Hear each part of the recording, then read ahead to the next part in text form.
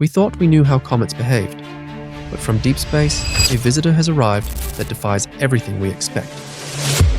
This is Comet 3 I-Atlas. Its chemistry is a complete reversal, releasing 70 kilograms of carbon dioxide per second, while water is barely a whisper. But that's just the beginning of the mystery. Its core is an enigma. Is this interstellar visitor a tiny fragment, less than a kilometer across? Or is it a colossal 46-kilometer giant hiding in a cloud of dust? Scientists are racing against the clock to untangle the evidence. Here's a number that should stop you. NASA's SPHEREx mission measured Comet 3 I-Atlas in August 2025, releasing carbon dioxide at 70 kilograms per second, while water output was only about 4.5 kilograms per second. At this distance from the Sun, 3 astronomical units away, where 1 astronomical unit is the average Earth-Sun distance, the balance is usually the opposite. Water normally dominates, and carbon dioxide plays only a supporting role. This makes 3 I-Atlas an anomaly in the available dataset. The key questions are why this reversal happens, what it reveals about the hidden nucleus, and how scientists test competing hypotheses. To understand why these results are so surprising, let's first review how comets are expected to behave at this distance. How we expect comets to behave. At about 3 astronomical units from the Sun, most comets respond in a familiar way. The Sun's heat reaches their icy surfaces and triggers sublimation, the direct change of frozen water into vapor without first becoming liquid. As this gas escapes, it pulls grains of dust and rock along with it. The dust and vapor spread outward from the solid center, forming a faint glowing atmosphere known as the coma, and beyond that, a trailing tail pushed by sunlight and the solar wind. The nucleus, the comet's solid central body, a compact mixture of rock, dust, and ices only a few kilometers across, often looks quiet on its own. But under solar heating, it becomes the launch point for all visible activity. Water-driven sublimation is irregular because a comet's surface is rugged and sunlight strikes unevenly. Outgassing jets erupt from cracks or cliffs, while other regions stay dormant in shadow. That unevenness shapes the coma, producing plumes and tails that look streaked or twisted rather than perfectly smooth.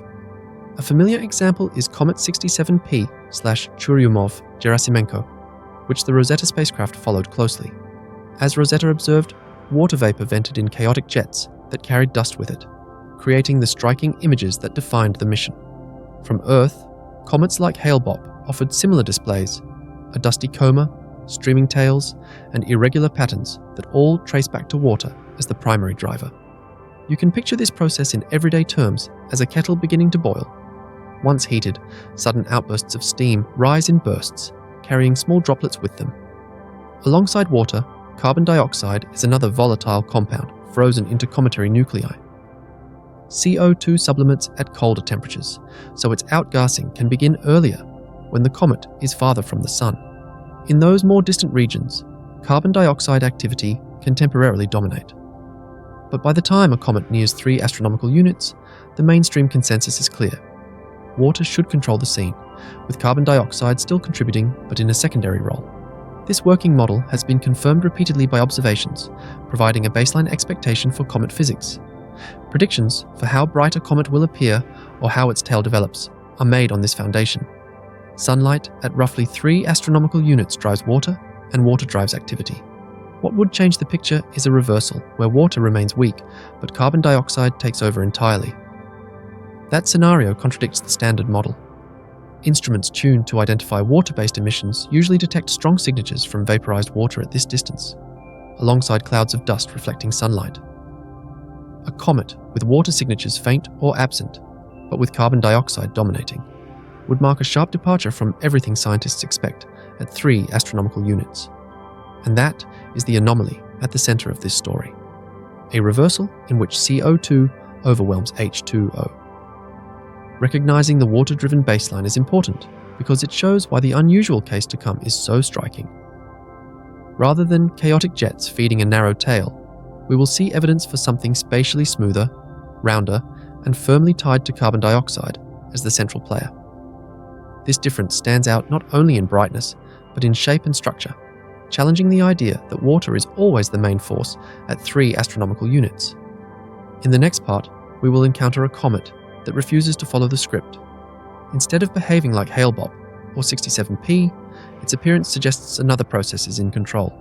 The strange case of three I-Atlas astronomers got a surprise when NASA's SPHEREx mission turned its instruments toward interstellar comet 3 I-Atlas. Instead of a long tail streaking behind, data showed the comet wrapped in a perfectly round glowing shell. This feature is called a coma, a diffuse cloud of gas and dust that surrounds a comet's solid nucleus. In this case, the coma was immense, stretching more than 348,000 kilometers across, nearly the distance from Earth to the Moon. What set it apart was its makeup. The coma was dominated not by water, but by carbon dioxide.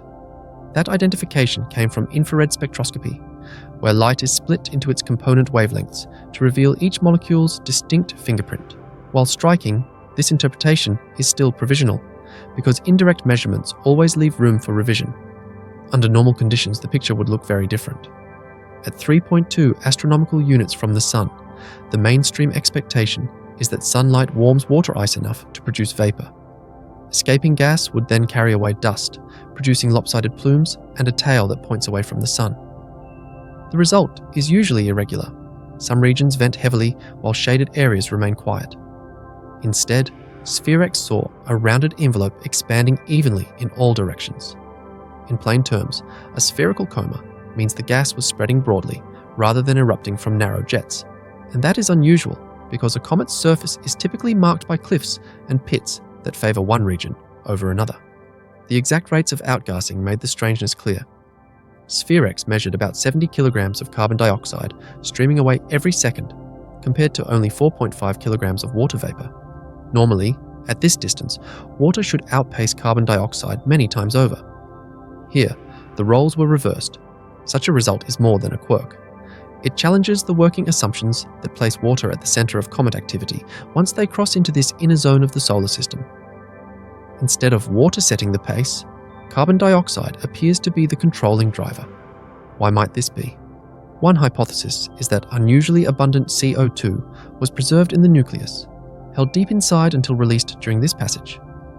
Another hypothesis is that water ice exists but is buried beneath a thick insulating crust, shielding it from the sun's energy. In either case, the normal handoff, where carbon dioxide fades and water takes over, did not occur. This suggests the outgassing balance depends heavily on each comet's history and structure, and interstellar objects like 3 I-Atlas may have formed under conditions not seen in our solar system. The symmetry of the coma raises further questions. With most comets, uneven surfaces create patchy jets that leave the coma visibly distorted.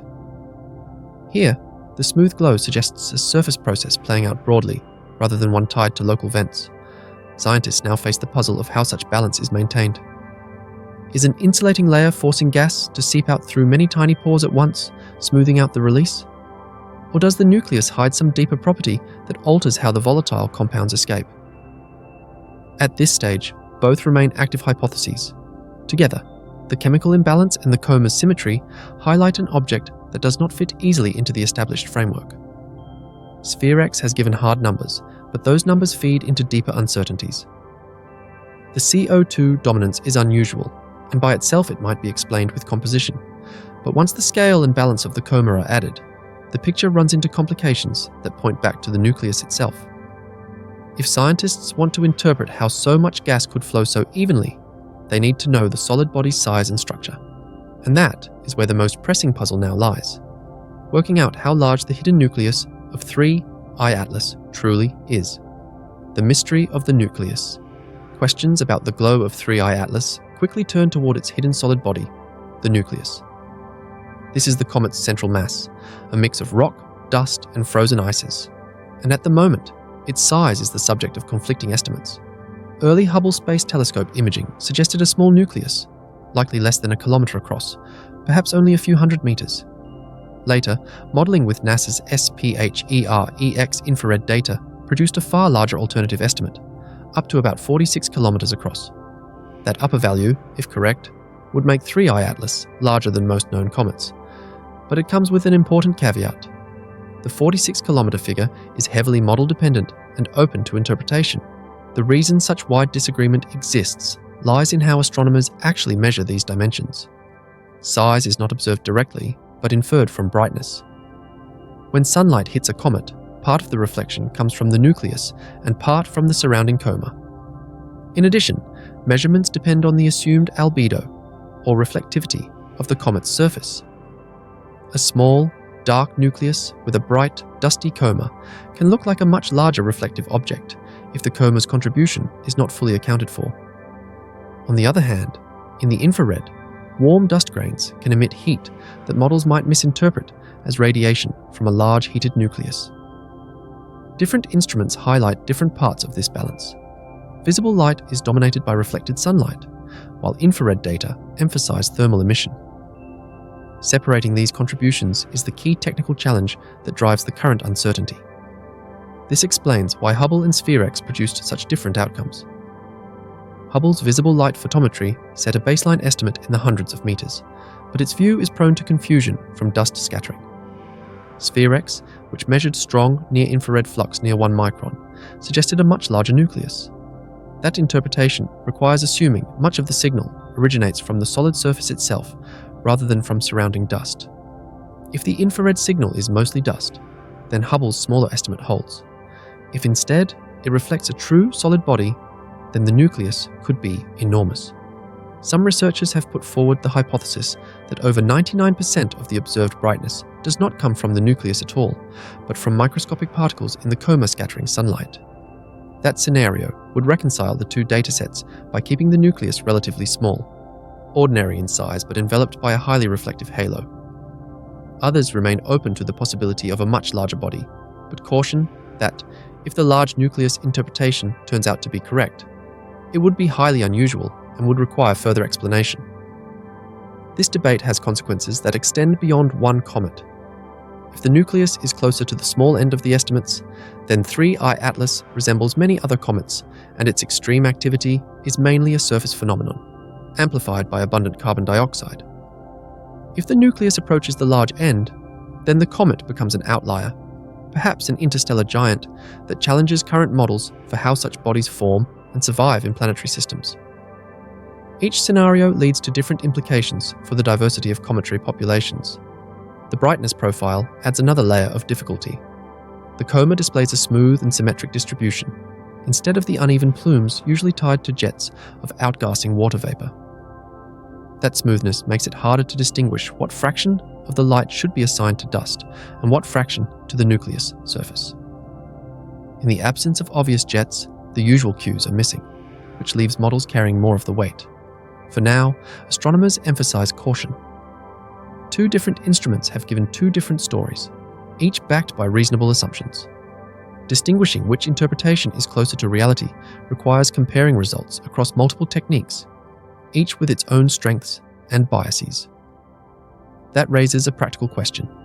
When the data point in opposite directions, how do scientists decide which view is most reliable? How scientists untangle the evidence? To move forward, astronomers build their case for 3I Atlas using multiple investigative tools rather than trusting a single line of evidence. Each method isolates a different component, gas, dust, or nucleus, and by cross-checking these results, they work to separate what is most reliable from what may be misleading.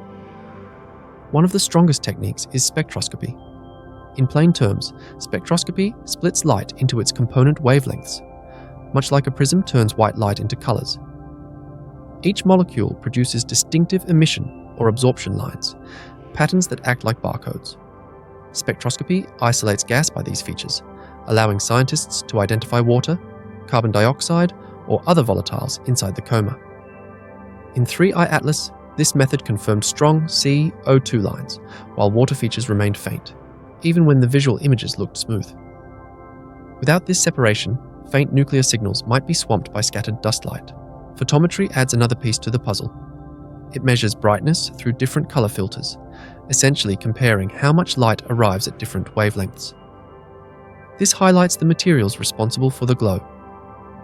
Photometry tracks color and brightness trends that indicate whether dust, gas, or the nucleus dominates a scene.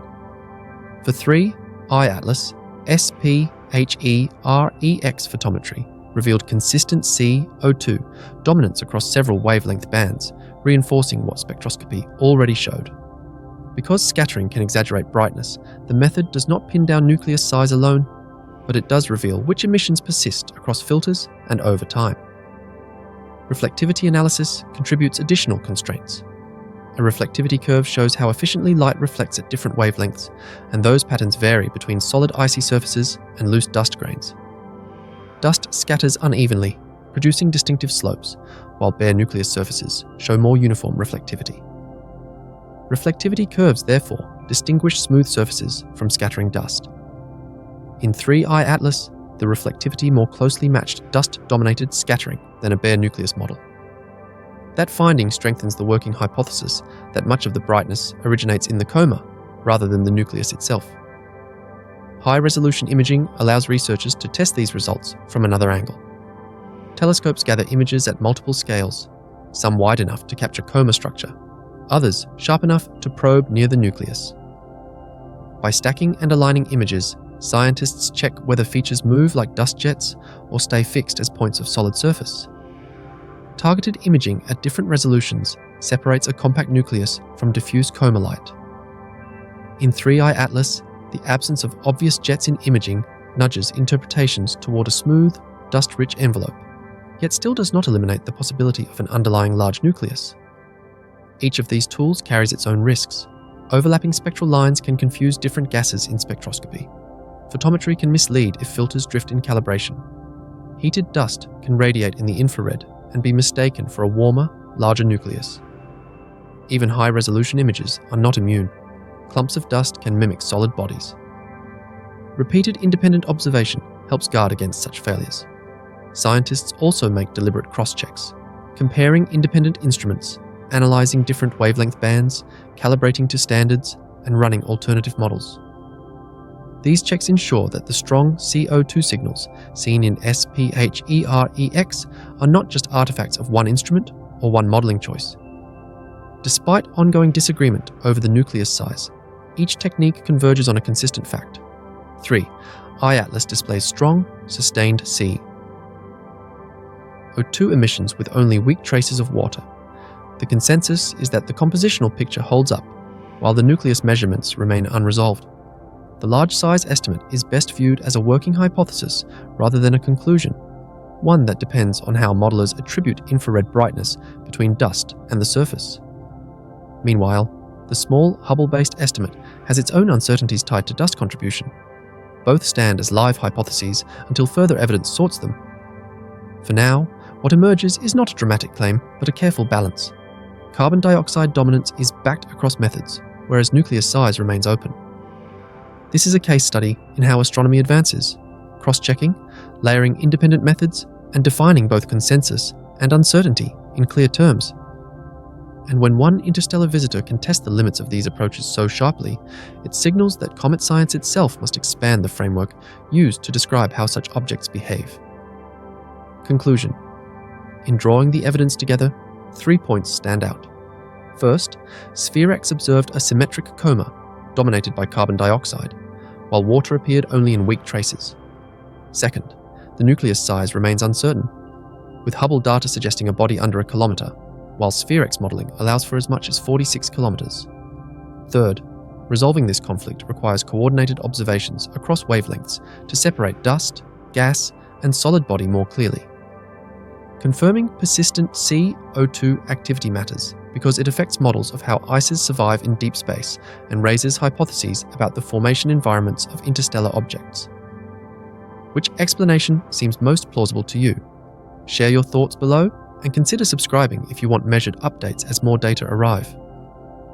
The next months of observations will tell us whether 3I Atlas is a rare outlier or a sign we need to broaden our models. And that is how science makes progress.